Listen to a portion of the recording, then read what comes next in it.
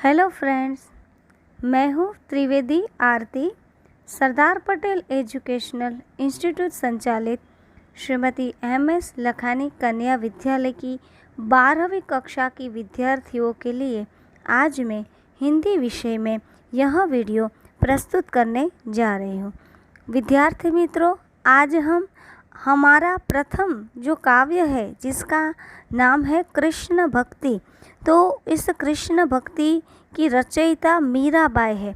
तो मीराबाई द्वारा रचित जो पद है उस पद की समझूती आज हम लेने जा रहे हैं।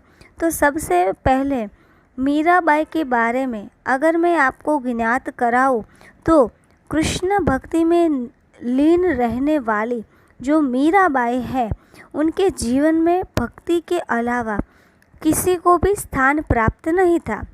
मीरा के जीवन का एक ही मात्र लक्ष्य था अपने श्री कृष्ण को याद करना, उन्हें प्रेम करना और उनके साथ साथ अपना सर्वस्व उन्हें न्योछावर कर देना। यानी कि उन्हें जो जीवन में सुख और दुख मिला, जो उन्होंने सहन किया, उन सहन के बाद वह कृष्ण को ही अपना सर्वस्व मानती थी। इसके उपरांत अगर मैं आपको बात करूं तो उनके जीवन परिचय में उनका जन्म जो है वह 1504 में यानी कि जोधपुर में कुर्की नामक गांव में हुआ था, ऐसा कहा गया है।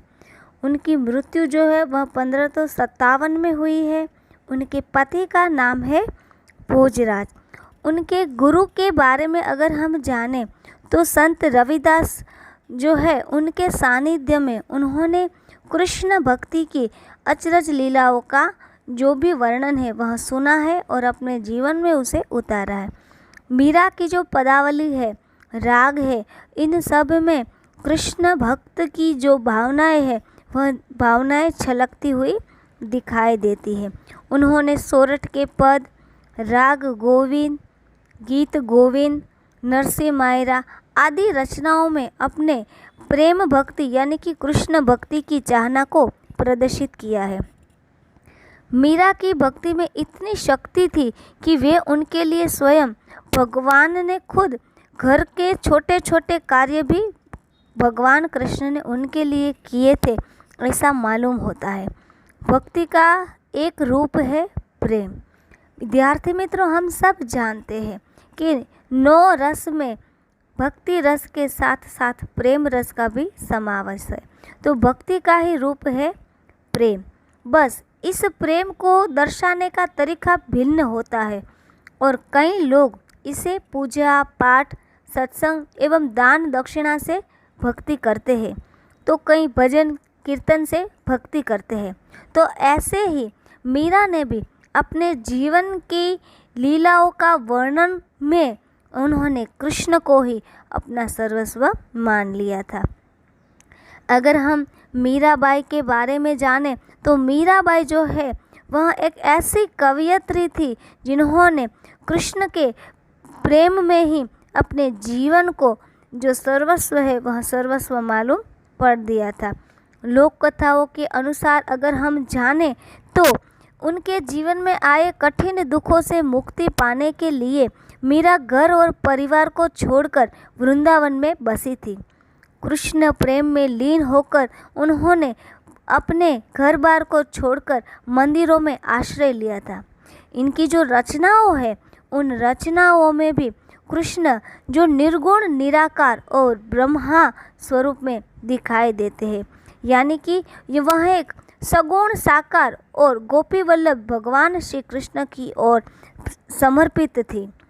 इतना ही नहीं, मीराबाई जो है वह कृष्ण को अपना समर्पित रूप देकर अपनी शक्ति और अपनी भक्ति में सामर्थ्यता लेती हुई दिखाई पड़ती है।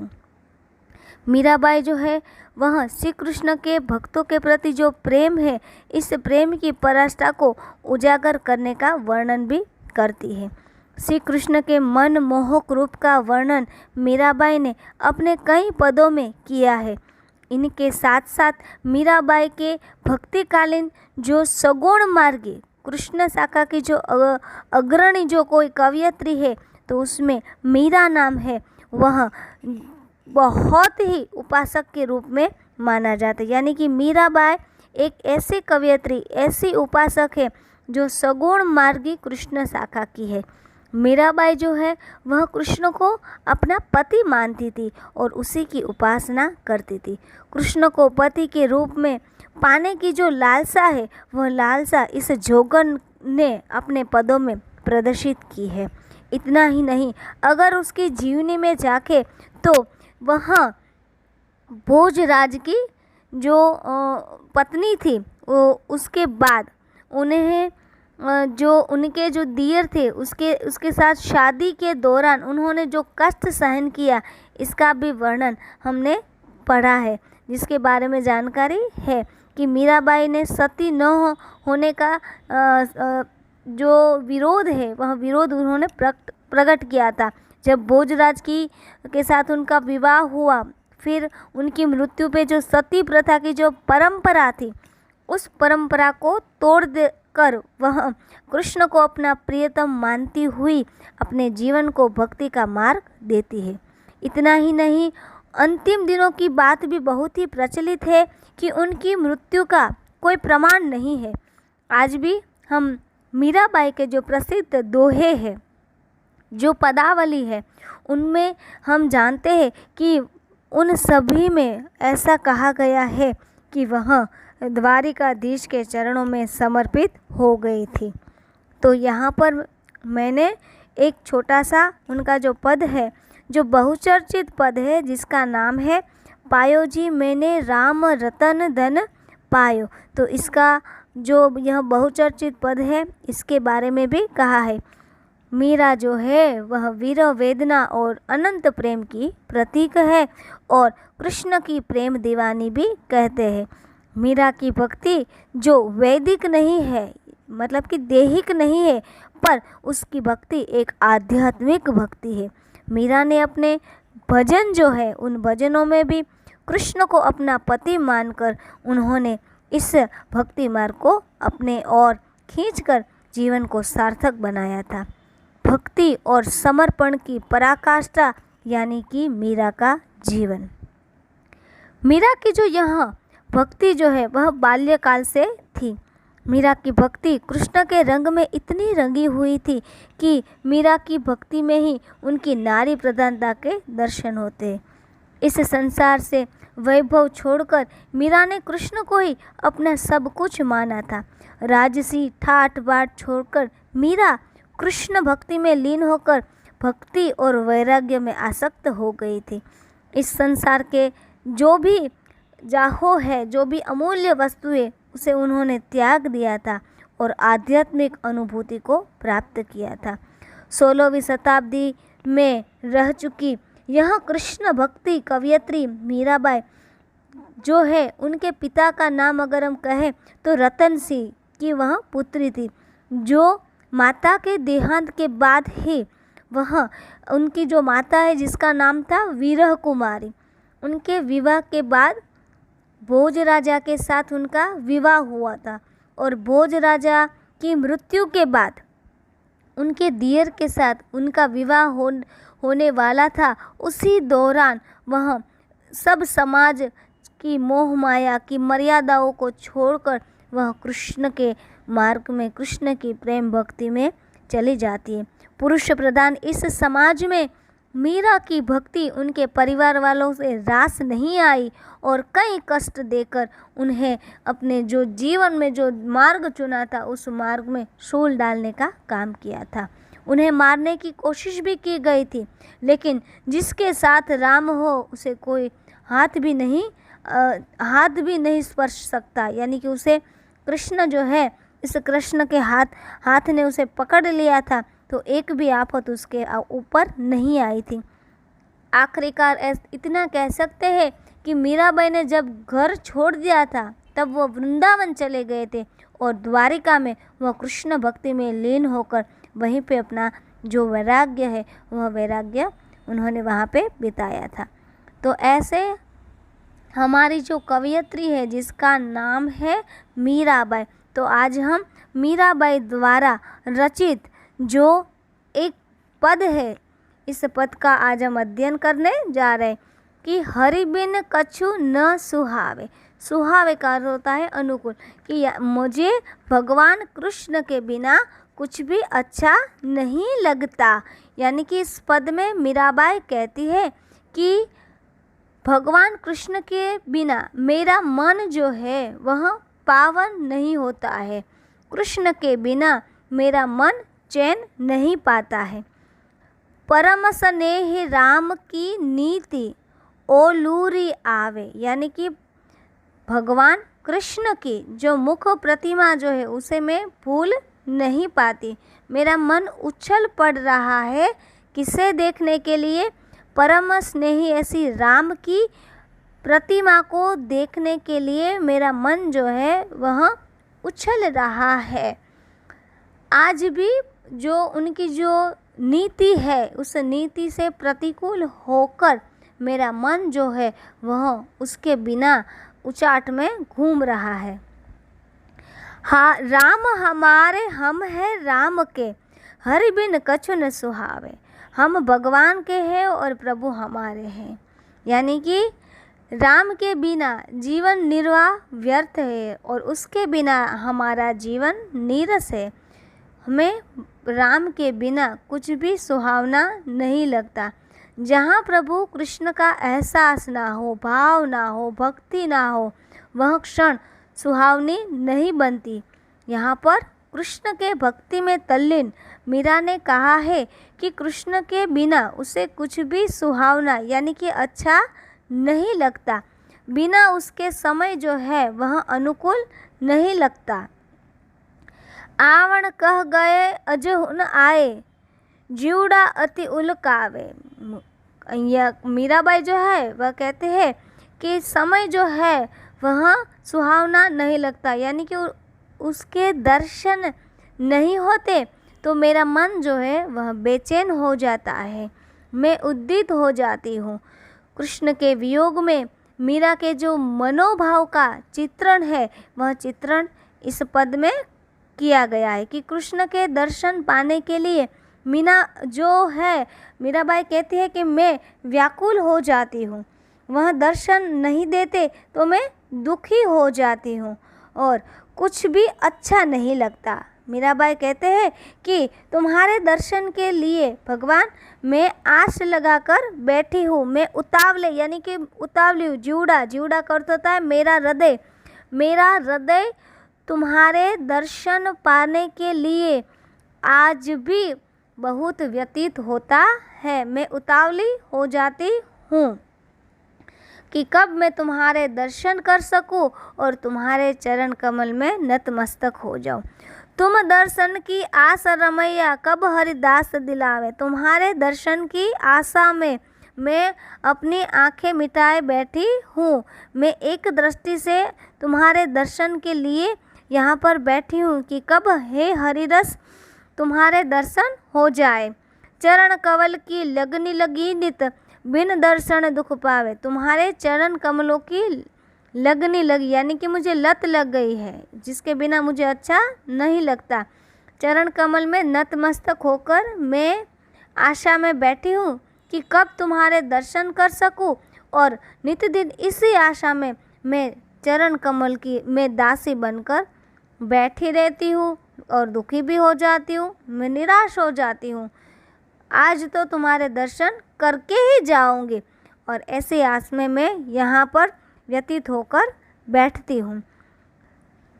मीरा को प्रभु दर्शन दीजो आनंद बरजुन आवे। आनंद बरड़ियों यहाँ पे मीराबाई जी कहते हैं कि हे प्रभु तुम मुझे दर्शन दे दो और दर्शन नहीं दोगे तो मैं आनंदित नहीं हो पाऊँगी।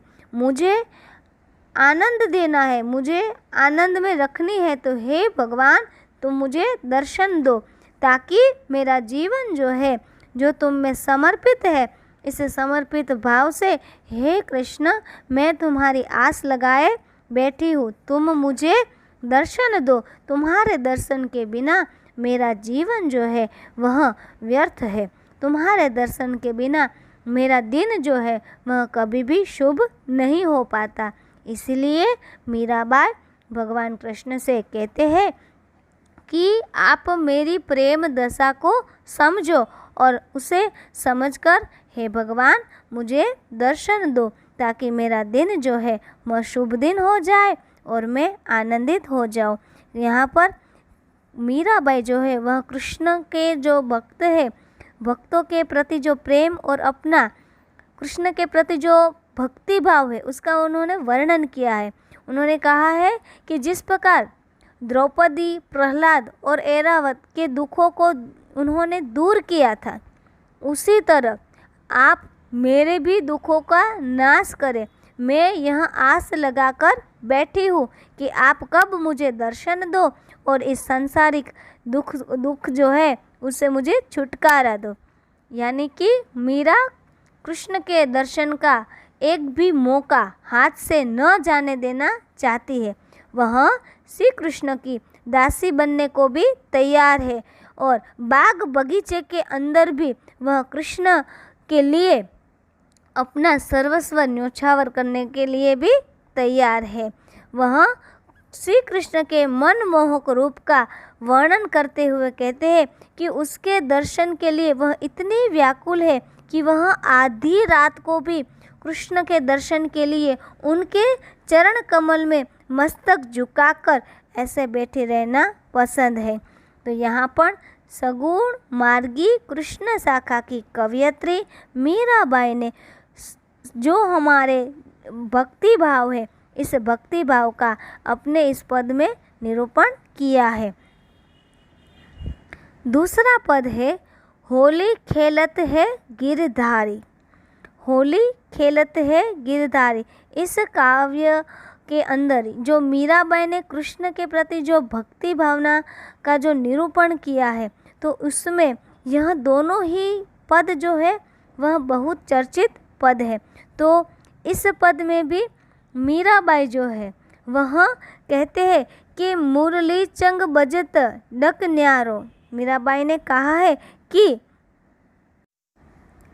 मीराबाई कहते हैं कि हे भगवान कृष्ण, मुरली चंग बजत डफ नारियो संग जुवती ब्रज नारी। हे मुरलीधर, तुम चंग यानी कि जो बजाने का साधन है उसे बजाकर तुम सभी ब्रज नारियों को अपने संग चुराओ, यानी कि नाच गान कराओ। चंदन केसर छिरकत मोहन अपने हाथ बिहारी। और भगवान कृष्ण जो है वह अपने हाथों से चंदन और केसर छिड़कते हैं। तो ऐसे समय अपने हाथों से जो पिचकारियों से चंदन और केसर जो छिड़कते हैं, तो ऐसे समय जो ब्रज बिहारी जो है, ब्रज नारियों पर बिहारी जो है जो छिड़कने का काम करते हैं, वह अत्यंत ही मोहक है। भरी भरी मुट्ठी गुलाल लाल चहु देत सबन पे डारी।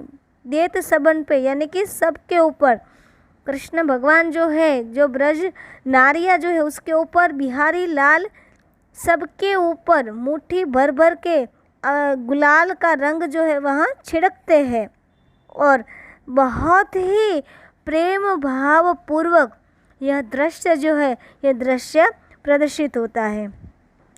छेल छबीले नवल कान्ह संग श्यामा प्राण प्यारी। हे छेल छबीला भगवान कृष्ण के लिए कहा है। आप सब लोग जानते हैं कि विभिन्न रूपों में कृष्ण भगवान की लीलाएं है। तो यहाँ पर मीराबाई जो है वह कहते हैं कि हे छेल छबीले, आज तुम्हारे रंग में हमें रंग दो, अबील और गुलालों से हमें भिगो दो पिचकारी लगा लगा कर। कान्हा संग श्यामा प्राण प्यारी। आज तो तुम्हारे संग में तुम्हारी प्राणों से भी प्यारी बनकर इस अवसर को मैं मानना चाहती हूँ। इस अवसर को मैं भुलाना नहीं चाहती। इस अवसर को मैं पूरे जीवन के साथ नितारना चाहती हूँ।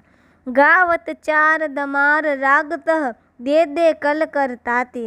हाथों में करताल लेकर वह मंत्र मुग्ध होकर वह कृष्ण की इस लीला को, जो लीला है, जो वर्णन है, इस वर्ण में डूब जाना चाहती है।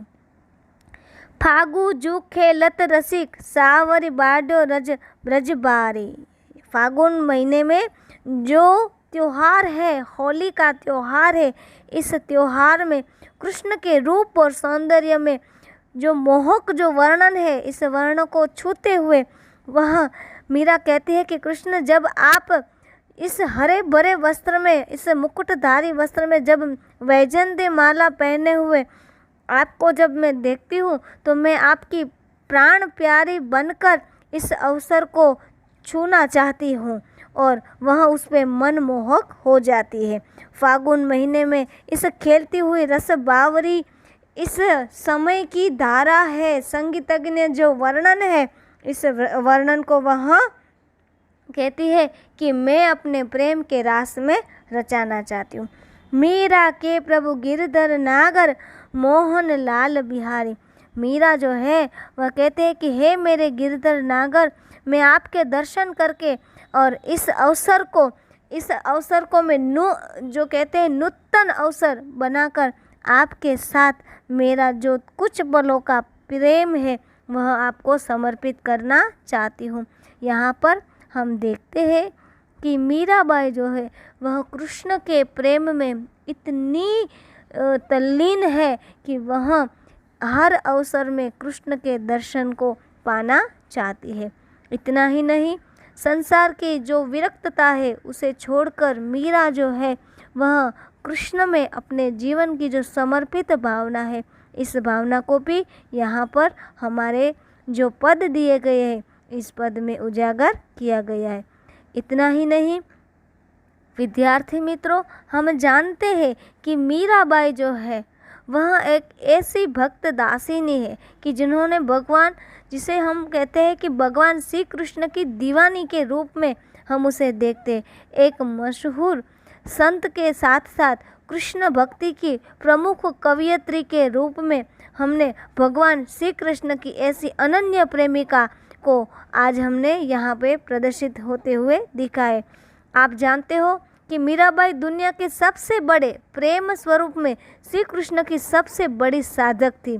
श्री कृष्ण से आध्यात्मिक प्रेम और उसके साथ साथ मीरा को पूरा संसार जो है वह कृष्णमय लगता था। तो यहाँ पर आज हमने मीराबाई के यह जो दो पद है, पहले पद में मीरा के कृष्ण के दर्शन की जो भावना है, जो चेष्टा है, उसका वर्णन किया गया था। दूसरे पद में मीराबाई भगवान कृष्ण के साथ होली के त्योहार का जो वर्णन है, इस वर्णन को लेकर उन्होंने अपने पद की रचना की है।